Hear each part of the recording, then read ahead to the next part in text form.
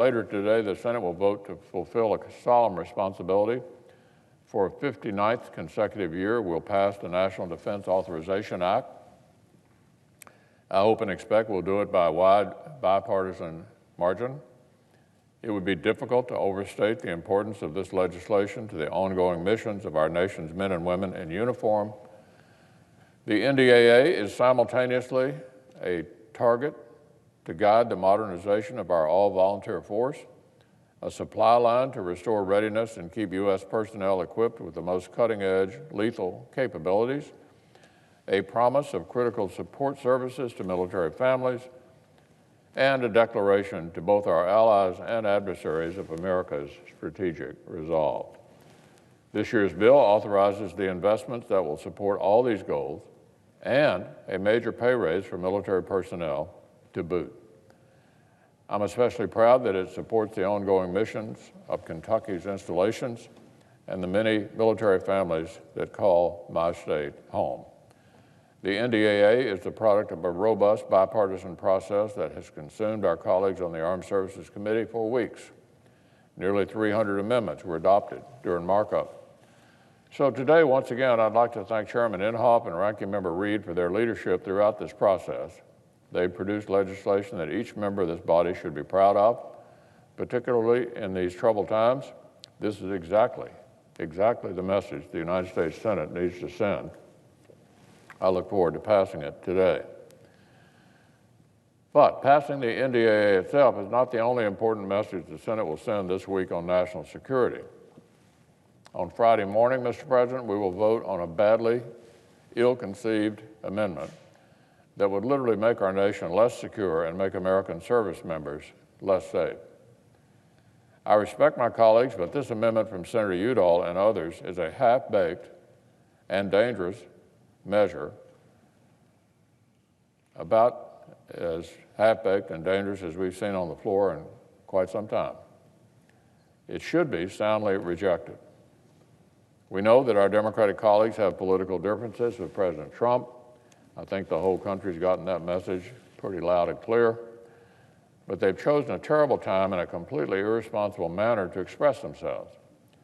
Rather than work with a president who shares the goal of avoiding war with Iran, they've gratuitously chosen to make him the enemy. Let me repeat that.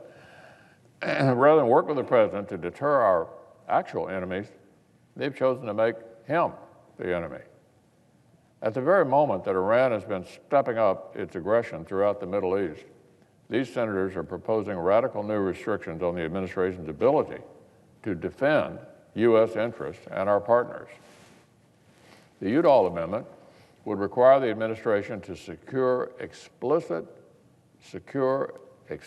authorization from Congress before our forces would be able to respond to all kinds of potential Iranian attacks. That would include attacks on American civilians. So let me say that again. Some of our colleagues want us to go out of our way and create a brand new obstacle that would block the president from swiftly responding if Iran attacks American civilians.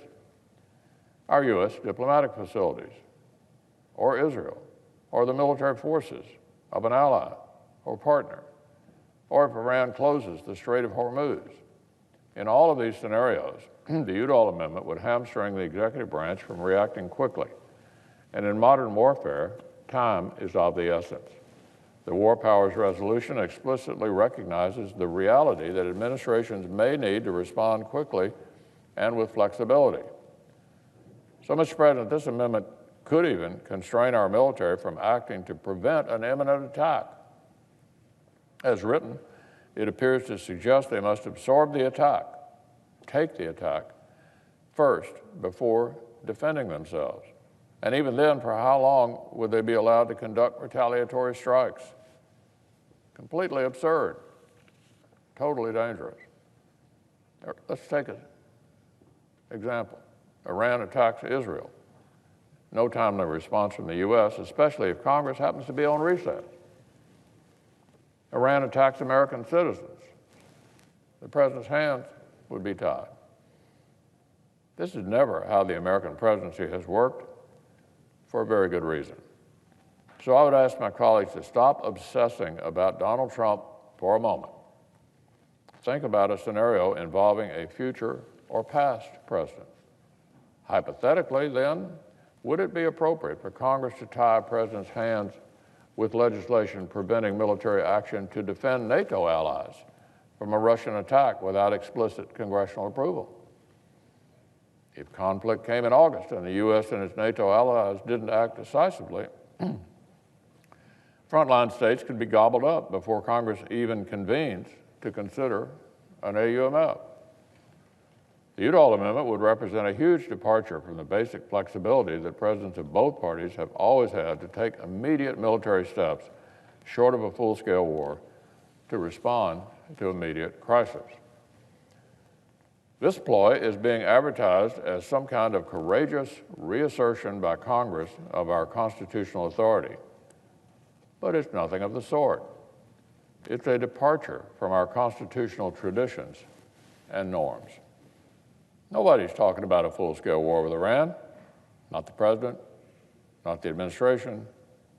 Heaven forbid, if that situation were to arrive, consultation with Congress and widespread public support would of course be necessary. The Udall Amendment is something completely different.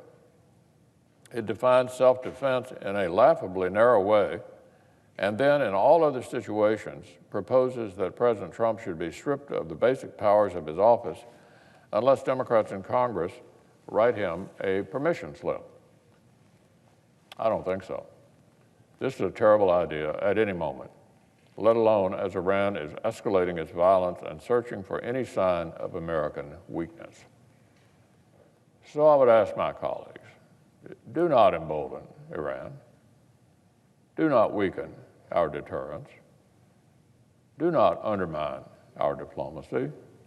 Do not tie the hands of our military commanders. Reject this dangerous mistake when we vote on the Udall Amendment tomorrow.